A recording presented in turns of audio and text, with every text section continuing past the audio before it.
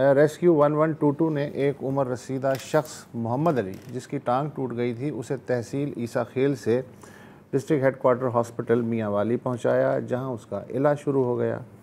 इसका कोई अजीज़ रिश्तेदार उसकी अयादत को कभी नहीं आया।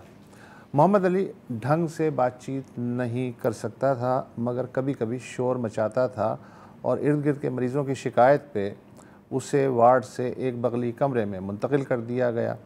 चंद दिन पहले पंजाब के सेक्रेटरी हेल्थ ने अस्पताल का दौरा करना था, चुनाचे अमले ने बदमज़गी से बचने के लिए मरीज़ मोहम्मद अली को एक खाली स्टोर में बंद कर दिया, मगर सेक्रेटरी के दौरे के बाद ताला खोलना भूल गए।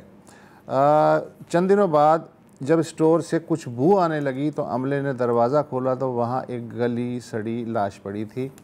डीसी ने डीएचओ की सरबराही में छानबीन कमेटी मुकर्रर कर दी। पोस्टमार्टम रिपोर्ट का इंतज़ार होता रहा, लेकिन अस्पताल वालों ने लाश लावारिस करार दे के दफन कर दी।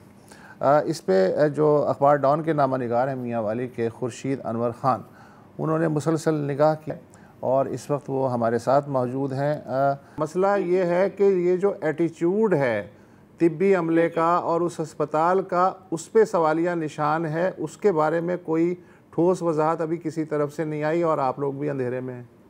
वैसे भी जी सोचने की बात है कि ये इनके जो एसओपीज होते हैं हॉस्पिटल के जी, जो भी मरीज होता है 2 दफा तो डॉक्टर विजिट करता है जी, फिर इनकी हेड नर्स और दूसरी नर्सेज विजिट करती हैं।